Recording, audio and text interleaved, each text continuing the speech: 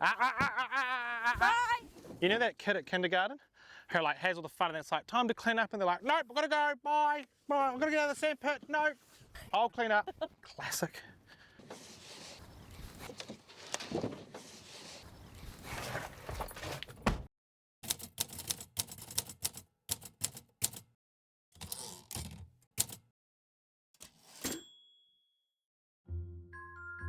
Hello and welcome to Halter's Research and Development Farm out in the beautiful Waikato. Today, we're on farm to show you how you'd get Halter set up on your own farm from scratch. To get the Halter system up and running, you need 3 elements: a tower, a collar, and the app. Well, in fact, you need a lot of collars. Once trained, you can do things like virtually fence your paddocks, remotely shift your cows, and monitor the heat and health of your cows. But first, we need to put a tower up.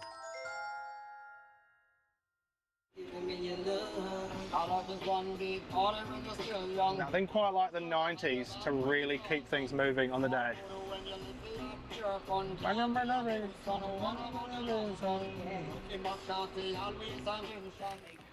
Oh.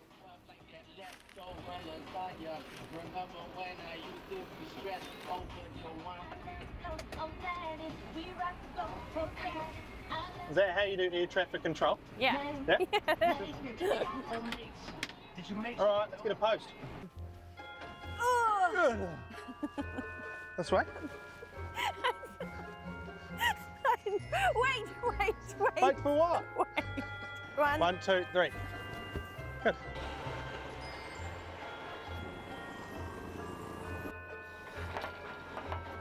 So we start with our strainer post installation, which is what Reese's doing right now.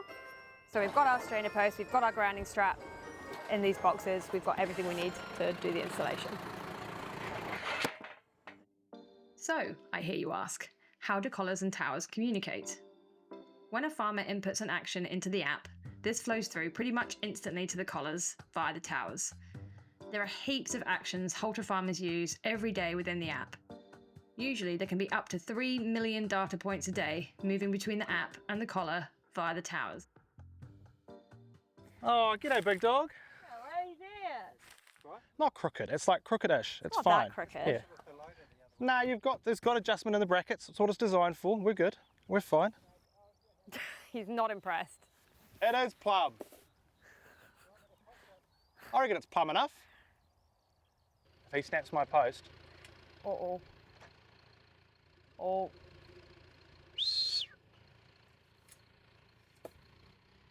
Most farmers normally take I think it's like 30 minutes. Is to it do really? from posting the ground to then having like the tower fully assembled, 30 minutes. So I reckon like 40 minutes. All right, Cool. 40 minutes, go. What's step 1? Step 1, top bracket. Special. And then north is gonna be sun there. So later on, we've got to make sure that the solar panel is facing north. So we're just using the compass provided to find out which way's north. So that way. Quite handy having all the tools just in there.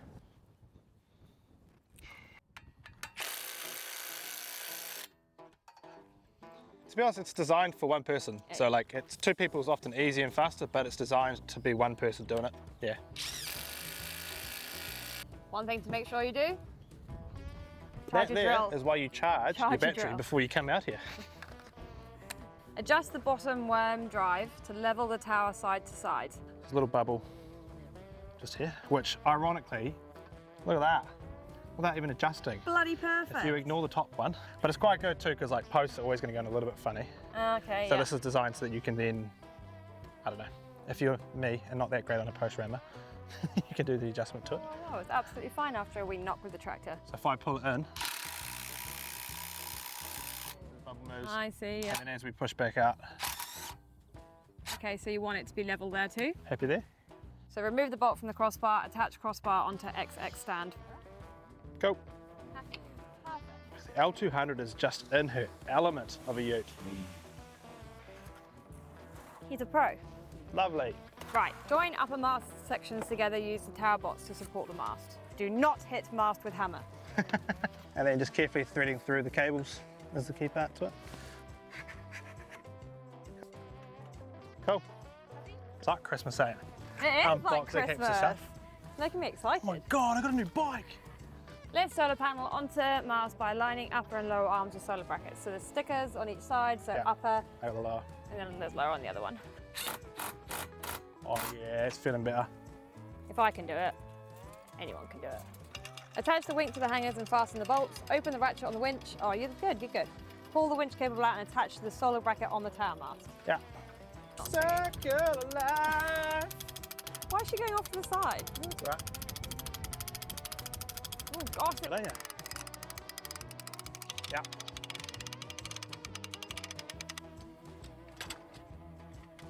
Yeah, they are quite slick, eh? So every tower, you're going to need 3 components. You need the cabinet, you need a solar panel, you need a mast. And I guess it's all designed that if something is to not quite go right, the biggest thing is that you just swap out a component. So you don't have to try go digging through a cabinet to fix it. It's more about just swap the component out. The infamous grounding strap. Farmers are always teaching us how to do our jobs better than us. Farmers are, yeah, pretty intuitive. Yeah, the only thing there is with it being loose, we'll put some staples in the post. Okay, Just so it's nice and tight away from animals. It's always the fun game of doing stuff like this is what can you turn into a hammer? Yeah. The real test is, will it actually work?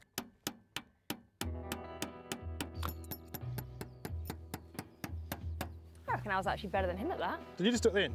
Yeah. In 6 hits? Easy. So now, it should just be all plug and play. Just feed that through, so we'll leave them on for now.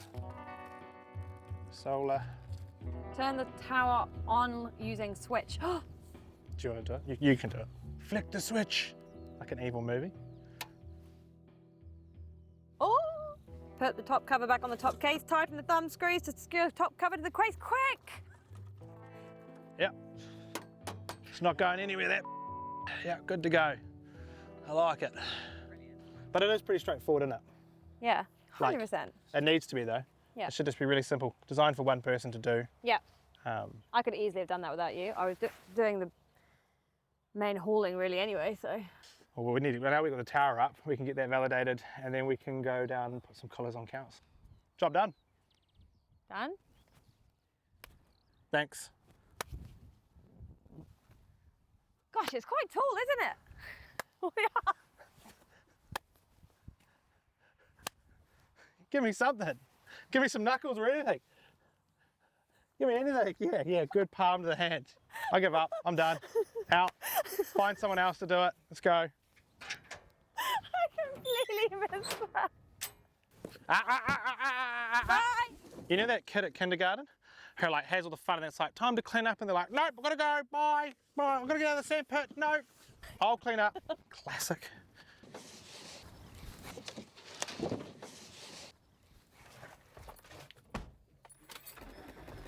All right, see you this afternoon.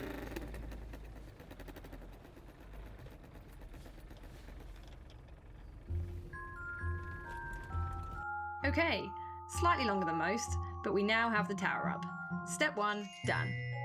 Next on the list is getting some collars on cows. Hopefully this part goes a lot smoother. What we'll do first is we'll take the collars out and we'll turn them on. So at each shipment you get, we're given a little tool. It's got a magnet in it. That's what we're using to be turning those collars on. Then we're just going to let them ride there for a half hour while those collars do their initial check-in to the network. The beauty of that is that the LEDs on it will tell us when they're good to go on. So before we even bother rowing up any cows or getting animals into it, we're just going to leave them for now. And what we'll do is we'll start to get them all set up so that when we've got animals up and ready to go, we know that the collars are good to go as well. So Cool. Where would you recommend hanging them to charge? they'll all come fully charged, which is good. It's just more about having them in a place that's easy to work with. So we can hang them on the gate, which would be nice and easy, but for now, what we'll do is we'll just turn them on, lay them on the ground while they'll be flashing blue. So blue means they're doing their initial check-in. When they're good to go on cow, then they'll be green, and that means that we can start putting some counterweights on them. But yeah, that there is our collar that we're working with today. Arrow on top, which faces the nose of the cow, so always facing forward, which is our directional side to it. Under each side, we've got the speakers. That's where the noise comes, the primary cue. And then yeah, your strap where we're going to be putting our counterweight on. Probably the last part is that there's a nice LED bar on one side, which is good. That helps us work out when we're scanning the collars on, so we'll be sort of going through that in a little next wee while.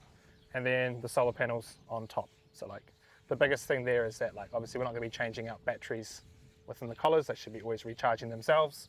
Yeah, nice. And I think one of the big things that allows us to do is to continuously like update collars.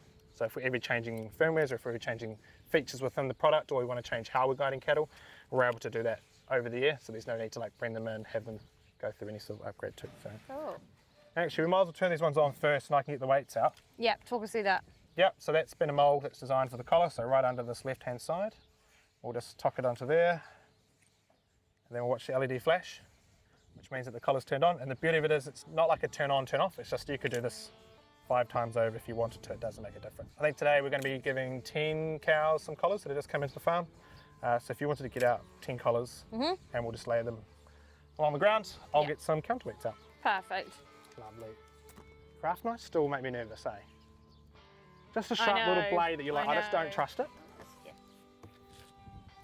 Look at that. And Made it then look you get a nice easy. little flash. Yeah. And so now, like you can see, we've got them all flashing blue, which Yep. means they're doing their initial like check into the network, make sure everything as it is, health Perfect. checking itself. Yep. If it's not good, it'll flash red for us, so we know not to put it on the cow. Once they're all flashing green, then we're like, cool, green collars can go straight into cows. Obviously, we want to try to keep the collar on the cow left and right, which is all our directional cues. To stop it from rotating around, sliding around, there's a counterweight that sits below. And it's designed to basically always self-rotate back to where it needs to be. And then this buckle just to help it from rotating back through it as well. So with the collar, what we don't want to have is the pins going through, say, hole number 3 and then going through hole number 10. It's going to be sitting on lopsided. So Makes what we sense. want to try to do is having it within sort of 1 or 2 holes of itself on each side of that collar. Yep. So trying to keep things moving, what we'll do today is we'll set up, like, say, the first 5 cows, or the first 10. We can set those weights up now. And we'll go, for a starting point, let's go like 1 line above the first white line. Cool. How long does it normally take to collar your average cow? Like how many would you expect to get done in a day? The biggest factor, to be honest, is more about like the facilities that you're using. Yep. So if you're using like a crush or a cattle guard, it's obviously only working 1 cow at a time. You can normally do like 60 animals an hour. We're working in like a vet race today, so we're doing sort of, we can do like 5 or so at a time. You can probably get more around like the 100 animals per hour sort of position. But the biggest thing is having like a really good system around having cattle moving through the yards efficiently, having them penned up, ready to go, having a really good environment for them. Yep. I can go start collaring if you like, but if you just want us to keep bringing them across to me, Yep. scanning them through 1 by 1. Cool. So here we are on our R&D farm. We're going to add some new cows to the milkers. So we're going to go to herd, mobs, milking mob. I'm going to go add. I'm going to add her tag number, which is 1043. Go next. Into the milkers. Scan collar.